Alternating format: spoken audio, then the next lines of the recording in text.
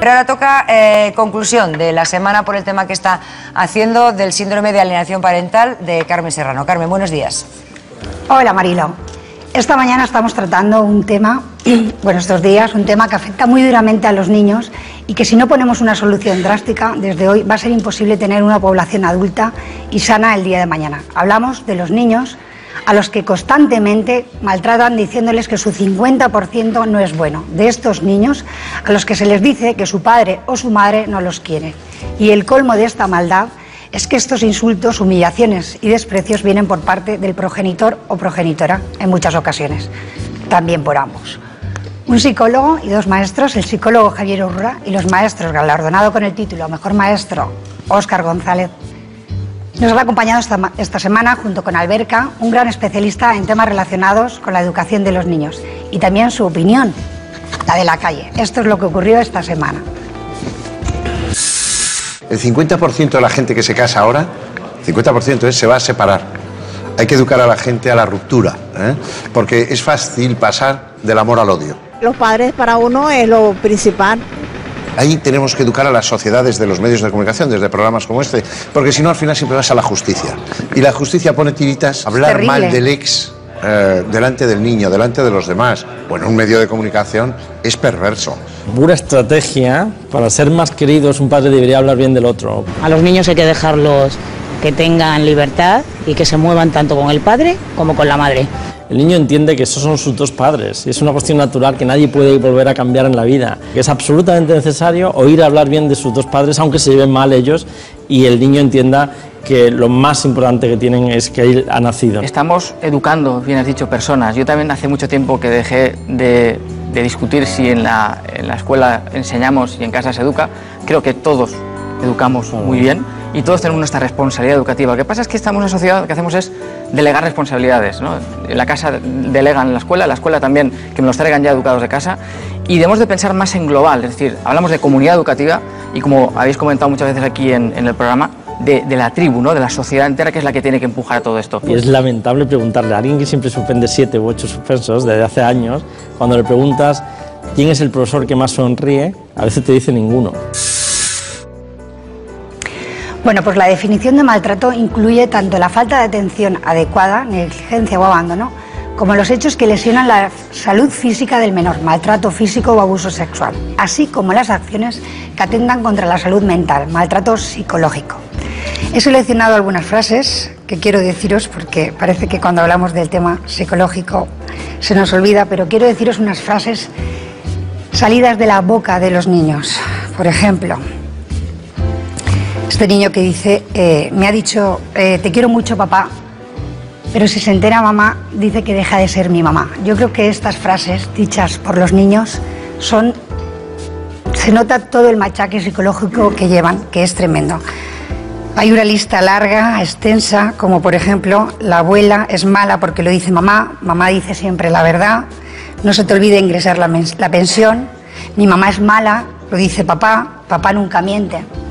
Bueno, pues yo quiero deciros a todos que podemos dar pildoritas de muchos colores, pero que el maltrato, este tipo de maltrato, no tiene cirugía ni micromina que lo cure. Y bueno, voy a presentar, tenía muchas ganas de presentar al invitado que he traído hoy, a José Carlos Aranda, doctor en Filosofía, Letras y escritor de libros como Inteligencia Natural. Aquí tengo su magnífico libro.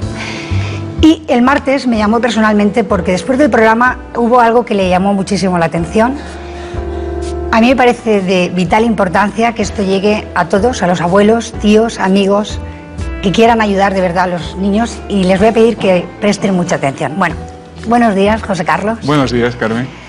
Pues, me llamó, ya te digo, la atención tremenda porque todo lo que me enviaste me pareció que es curioso, todos, aunque estemos muy por la labor de los niños, esto en concreto no lo sabíamos. Y te pregunto, ¿el maltrato psicológico afecta al cerebro? El maltrato psicológico afecta al cerebro. Hoy, gracias a... Físicamente, me refiero, lo modela. Es ahí a donde quiero ir, que parece que es que esto como no se ve... Físicamente, y a esto quería yo ir. Hasta ahora todo lo que se decía pues eran informes más o menos de psicología basados en resultados de observaciones.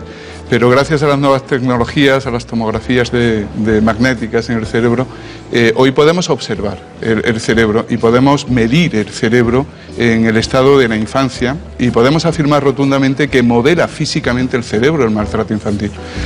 Y lo modela de una forma muy drástica.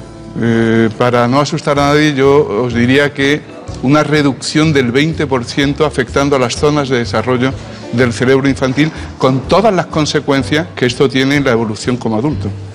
Es curioso, José Carlos, porque antes me decías, y a mí esto es lo que me preocupa, que vemos a una criaturita, ¿no?, con la pierna rota o el brazo, sabemos que ha sido un maltrato y es terrible.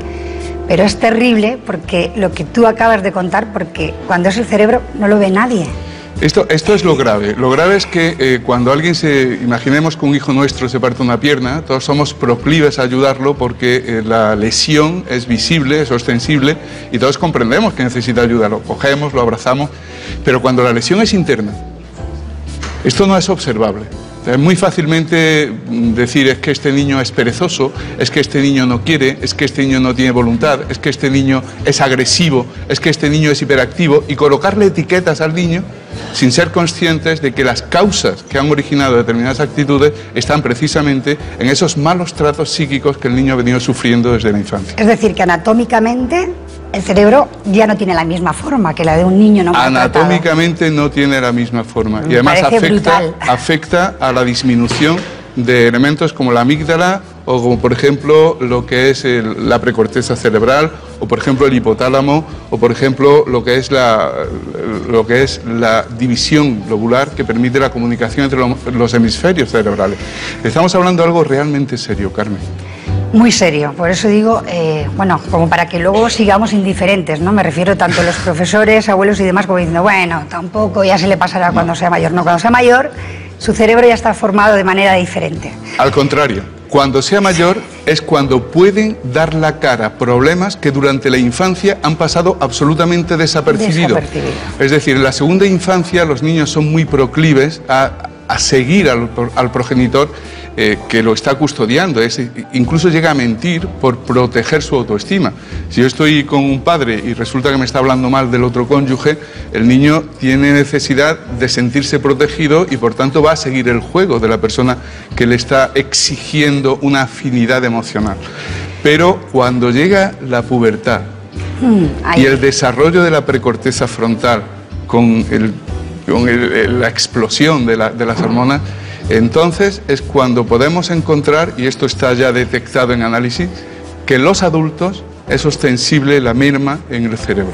Entonces es posible, José Carlos, esto que muchas veces no damos importancia, ¿no? Que decimos, bueno, ha aumentado la violencia en los jóvenes, como dije el otro día, ¿no? 5 veces más propensos a cometer suicidio, a irse de casa, a hacer uso y abuso de las drogas, en fin, todas estas cosas que dijimos tienen que ver con esto. Tienen absolutamente que ver. Mira, se ha demostrado que hay una dominancia del cerebro, del hemisferio derecho sobre el izquierdo en personas que han sufrido malos tratos.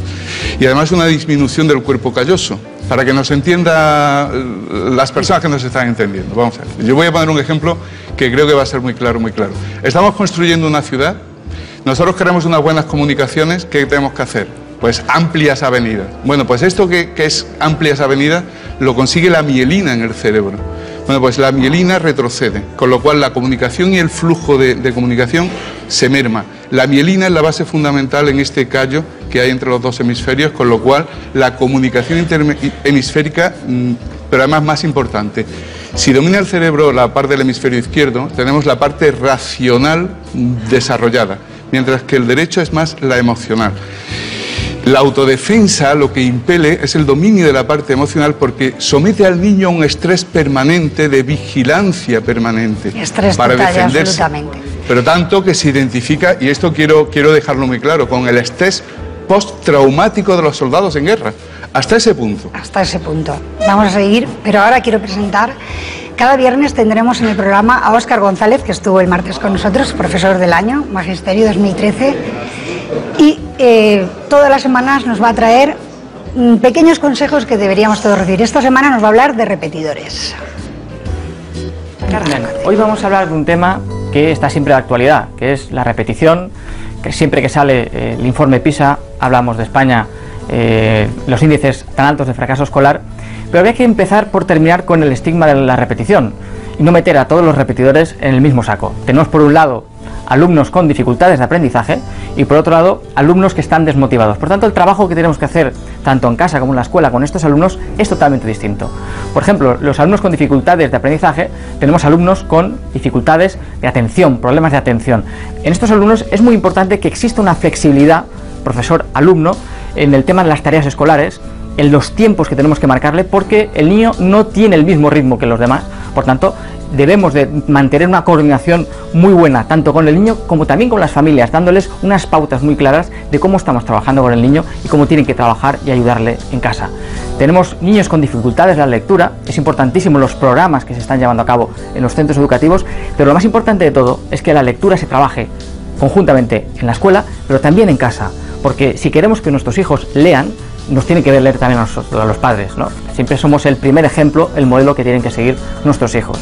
Luego tenemos otros alumnos, que son aquellos que se van descolgando, que no es que tengan dificultades de aprendizaje, sino que, como ellos dicen, pasan. Debemos de empezar a escuchar a estos alumnos cuáles son los motivos por los cuales están desmotivados, pasando. Hay muchos, tienen muchísimos factores condicionantes, como pueden ser la sobreprotección, otros elementos como pueden ser las nuevas tecnologías, que están llevándoles a que esa motivación se direccione por otros lugares. Debemos de empezar a retomar y el aprendizaje que sea significativo. Esto quiere decir que lo que trabajamos en clase, lo que trabajamos en la escuela, tenga mucho que ver con lo que el niño se va a encontrar en la realidad. Pero lo más importante de todo es que nuestros niños, nuestros hijos, escuchen de nosotros que son capaces. Es decir, están acostumbrados a escuchar: yo no sé hacerlo, yo no voy a poder, soy incapaz. Esa autoestima se va minando y solo la podemos recuperar si nosotros creemos en ellos. Necesitamos que los profesores, que los padres los escuchemos,